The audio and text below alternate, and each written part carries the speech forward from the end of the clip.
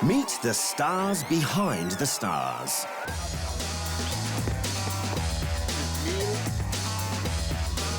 Because for every goal scored, serve smashed, and hole aced, stands a man or woman who's given words of encouragement along the way, leading to championship trophies and multi-million-dollar contracts. Whether you're a coach behind the scenes, a caddy next to the scene, or an agent commanding the scene, these stars behind the stars are stars in their own spheres. Champions may hog the spotlight, but no star is exempt from the truth.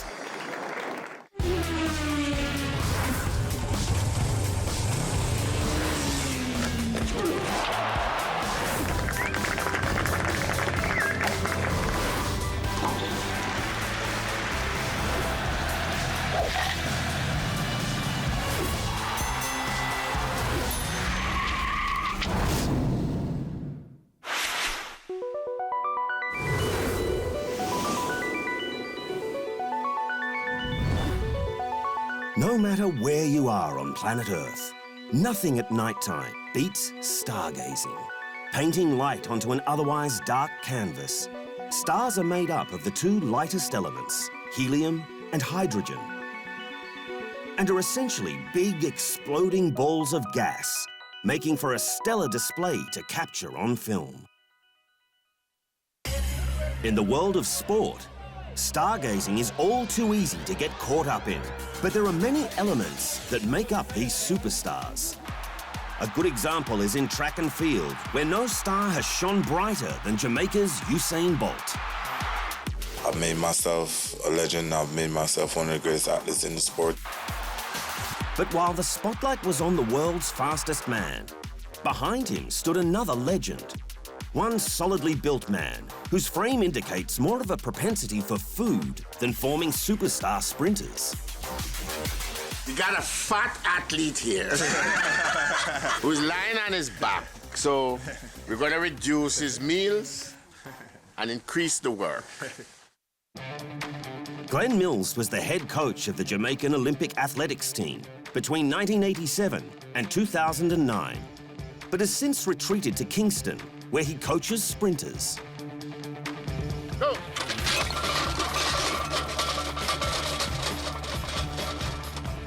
All right, downhill 424, uphill 460. Anything slower than that? No, what about your coach? You gotta do it over. As seen in the film I Am Bolt, his methods may seem at times manic, but they've proven more than effective. His influence at the 2012 London Olympics is indicative of his influence on world sprinting, where his male athletes went 5 for 6 in the 100 and 200 metres, adding gold in the 4x100 metres too. He's been called a father figure, a mentor, and a friend. But when the greatest track athlete of all time calls you a guru, you know you're good. Coming up, the men behind the big money football contracts.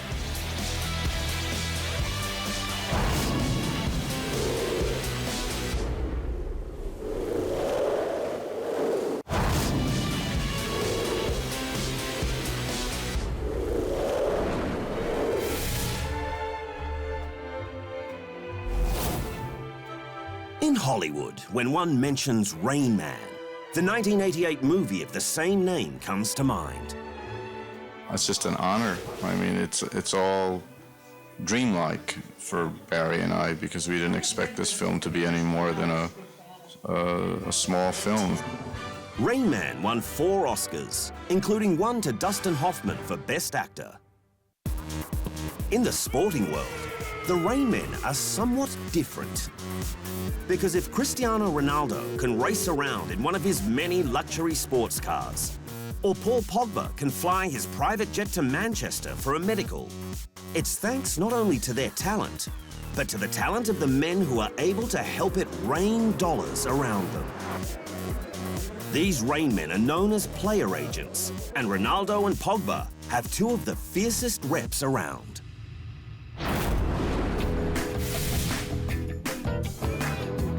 What do Angel Di Maria, David De Gea, Diego Costa, and Cristiano Ronaldo have in common? They're just some of the players who call Jorge Mendes their football agent.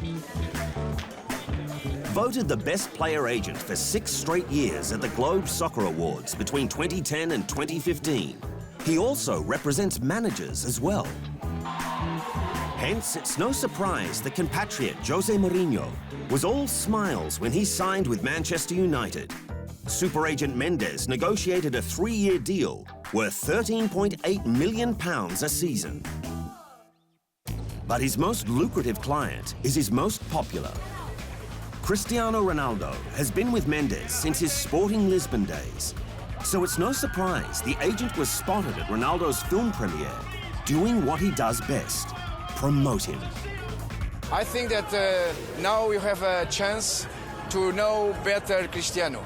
And almost of the people, I think that you don't know really who is Cristiano.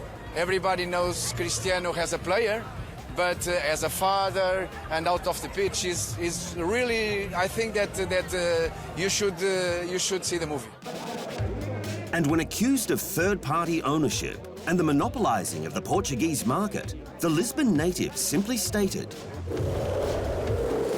Portugal is a small country where people who do well are the target of envy, but you have to struggle against the tide. It may be small, but having won their first European Championship in 2016, their talent pool is a large one, and Mendes manages nearly all of it. On the flip side is an Italian raised in Holland, who threw his thick elbows around the Eredivisie before brokering Pavel Nedved's big money transfer to Lazio in 1996. Mino Raiola seems to attract volatile clients much like himself. Zlatan Ibrahimovic is one of his most high-profile footballers, and Paul Pogba is his most expensive, having left Juventus for Man United in 2016 on a world record transfer fee of €105 million. It's evident that Pogba and Ibrahimovic feel great in Manchester. They found a very interesting league and a club that has welcomed them, sharing their targets and their mentality. Raiola feels great having them at Manchester too, as the Pogba move alone made him €25 million. He's known to rub many managers the wrong way with his robust statements, like when he accused Jurgen Klopp of isolating his most mercurial client, Mario Balotelli, while at Liverpool. I know him, so that's all. I'm not interested in things like this. That's a part of the business I'm not interested in, and so all good. It's a free world in a few parts, and so he can say what he wants. No problem. You want to sell? Obviously not. Mendes and Raiola are examples of how much the game of football has changed. Because nowadays, if a club is looking for a super player, they have no choice but to go through a super agent.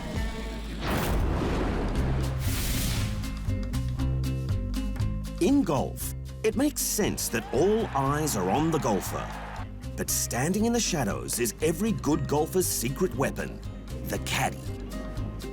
Those with a lesser understanding of the sport may see them simply as the person who lugs the golfer's heavy golf bag around the mammoth and perfectly manicured courses of the world in all elements under the sun.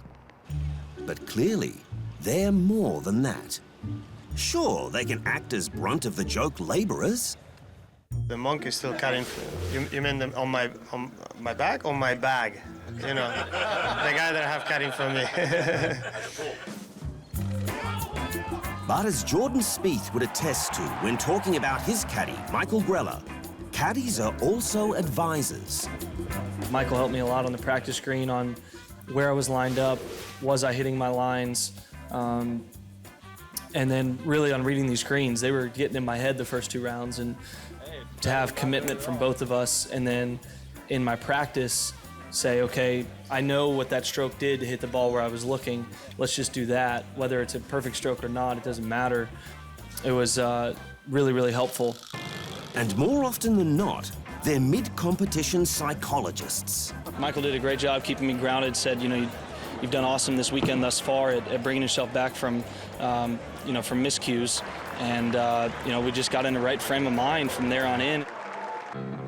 The most high-profile caddy in recent times was Steve Williams. Williams caddied for Tiger Woods during his glory years, earning up to $12 million between 1999 and 2011. The pair were very close, with Williams in attendance when Woods tied the knot with Ellen Nordegren. In fact, the New Zealander was so committed that when a fan took a picture of Woods during his backswing at a Skins game, he tore the $7,000 camera away from the man and threw it into a pond. Then in 2011, Woods decided to sever ties. We all need changes, and this was a change, and as I told you guys earlier, I was at peace with it, and it was the decision that, in the direction I wanted to go. But based on Williams's reaction, that feeling wasn't mutual. After 13 years of loyal service, needless to say, this came as a shock. Williams quickly teamed up with Australian Adam Scott, and Scott quickly took the 2011 WGC Bridgestone Invitational. Well, I was happy to see Stevie and Adam win. Adam's been a friend of mine, and same with Stevie. And I sent Stevie a nice text after completion of play, congratulating him on his win. So it was good to see them go out there and play as well as they did. However, Williams was, let's say, over-exuberant in his celebration and blurted a racial comment in regards to beating Tiger, which clearly wasn't appreciated. I'm not going to speculate on Steve. Those are obviously his feelings and his emotions, and his decision to say what he wants to say. The soap opera has since subsided, but the whole scenario is proof that a caddy means much more to a golfer than simply carrying a bag. Overall, the relationship between golfer and caddy is a pleasant one, and some even make it a family affair, with Brooke Henderson electing to walk the fairways with her older sister, Brittany. And then there are some who take it a step further, like caddy David Bohai, who proposed to his golfer and girlfriend, Ashley Simon, on the final day of the 2015 Dubai Ladies Masters. Will you marry me? Are you serious? I've been dead serious. Doesn't get more serious than this. Ultimately, the whole golfing experience is a great one when caddy and golfer are happy together. After the break, the stars behind a world number one.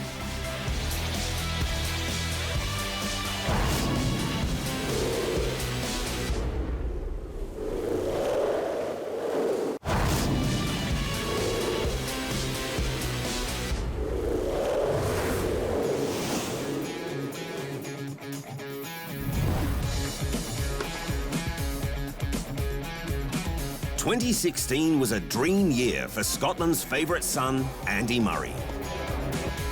Becoming the first player to win Grand Slam, ATP World Tour Finals, Olympic Games and Masters 1000 titles in the same calendar year, Murray ended 2016 world number one. To finish the year number one is very special. This is something I never expected. But behind the man are a group of women who helped mould him into the powerhouse tennis player he is today.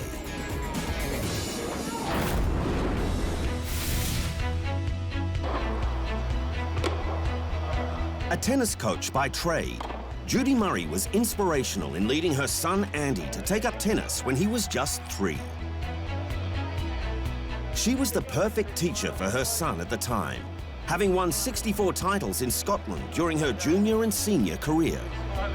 It's not always about the coach or the teacher telling the child lots of things to do, because by and large children don't want to listen, they want to do, they want to play. So the importance for the teacher or the coach is to be able to demonstrate the activity well so that the child can copy it.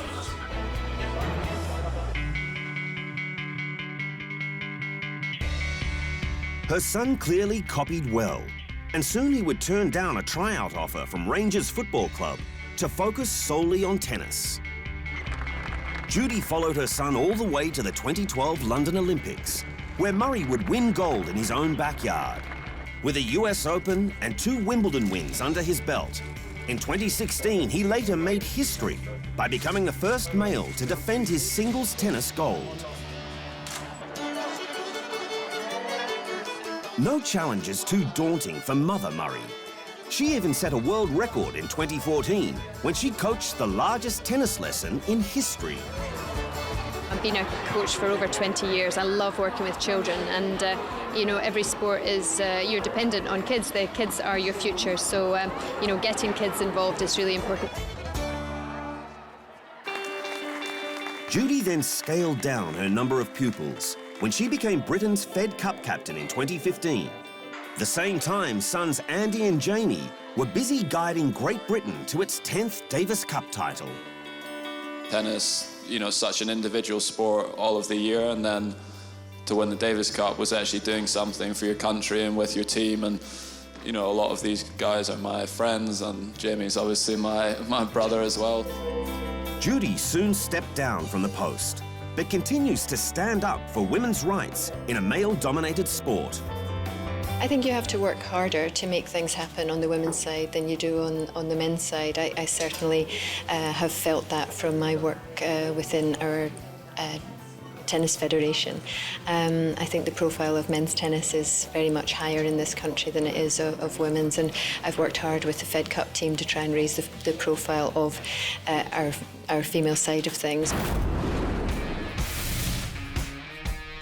With Andy Murray so accustomed to getting tennis advice from a female, it was almost a no-brainer for him to appoint former French tennis star Amelie Mauresmo as his coach in 2014. Andy contacted me a few weeks ago, and we started to talk about this possibility to be working together. And we came up with the will from both sides to give it a shot. She won Wimbledon, she was world #1, won the Australian Open. You know, and then, yeah, just from speaking to her, she seemed to me she's very calm, she's a good person. And yeah, I think we'll communicate well together. I think that's, you know, a very important part of coaching. And yeah, I hope it works well. But after working well with his previous coach, 8 Grand Slam singles title winner Ivan Lendl, some still found the decision perplexing.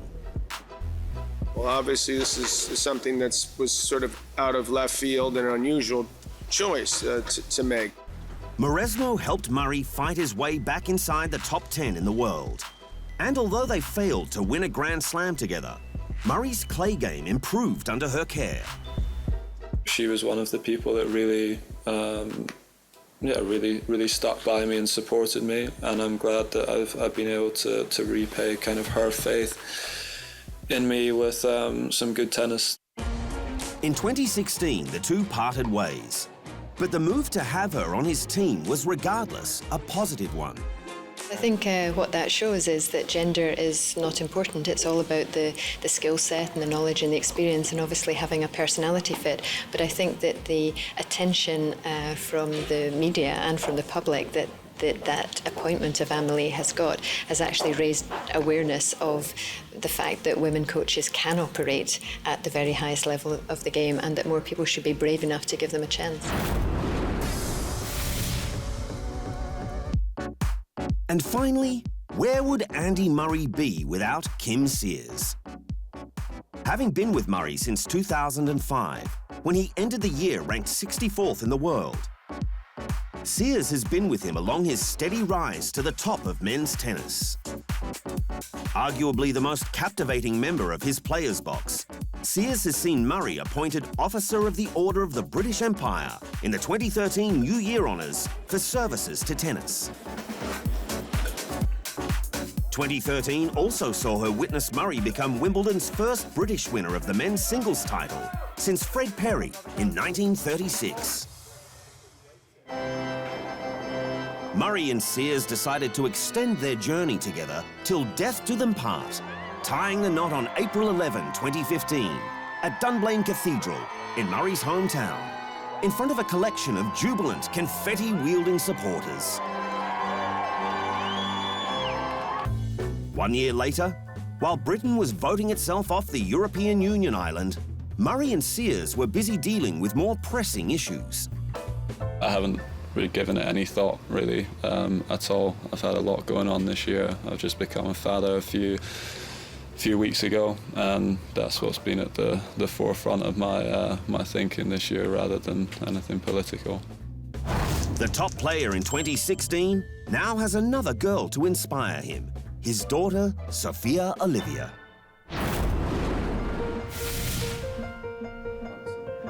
If Andy Murray has drawn on the women around him to reach great heights, Serena Williams and sister Venus have had a special star behind them to help them become the most successful tennis sister act in history. Their father, Richard. Having been inspired to turn his daughters into pros ever since watching Romanian Virginia Rosici play on TV, Richard took the girls to tournaments across the country to further fuel their own tennis dreams. When I was really young, probably like 12 or 11, and I remember seeing Gabriella Sabatini play. I came with my dad, and we used to always get lemonades, and we used to just sit and watch the pros, and it was a great time for me, and it was pretty cool. Even cooler was witnessing his daughters turn into tennis superstars. In fact, between 1994, when Venus turned pro, and 2016, the sisters combined for 30 Grand Slam singles titles, 14 Grand Slam doubles titles, 2 singles gold medals, and 3 doubles gold medals. I mean, if we talk about numbers, he's got a lot, and he's only had 2 players. So, you know, imagine if he had 3. Still to come, behind the rise of British cycling.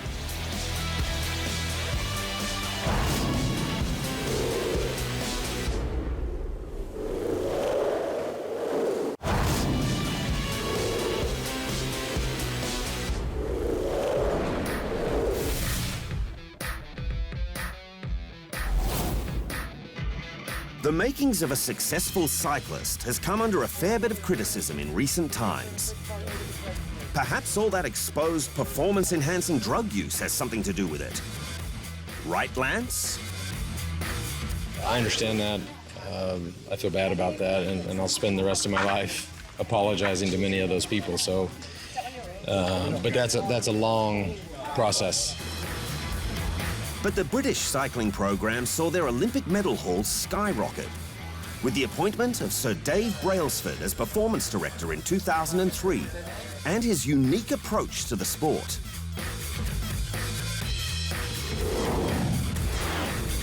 In the 3 Olympics that followed his arrival, Brailsford saw Britain win 22 gold, 10 silver, and 6 bronze medals, making them the envy of the cycling world.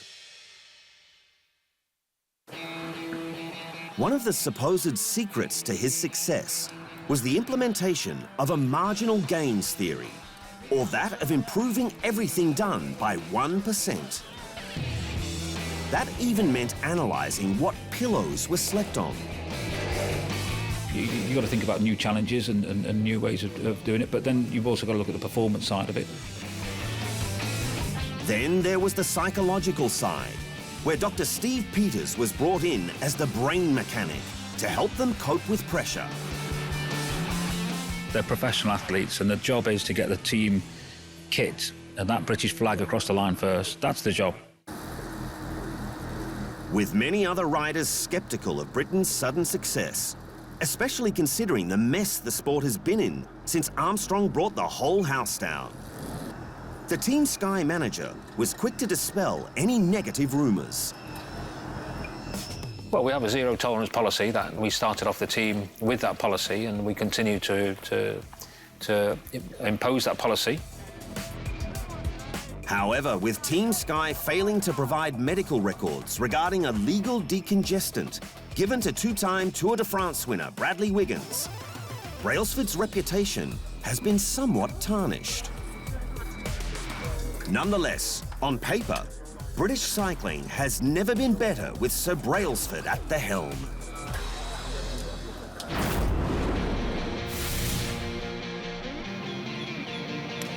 Whether you play your sport in solitude or on a substantial squad, it takes a village to raise a champion. So while the spotlight shines on the athletes lauded for their success, don't forget to think about the star behind the star who helped make it all happen. And that is the truth.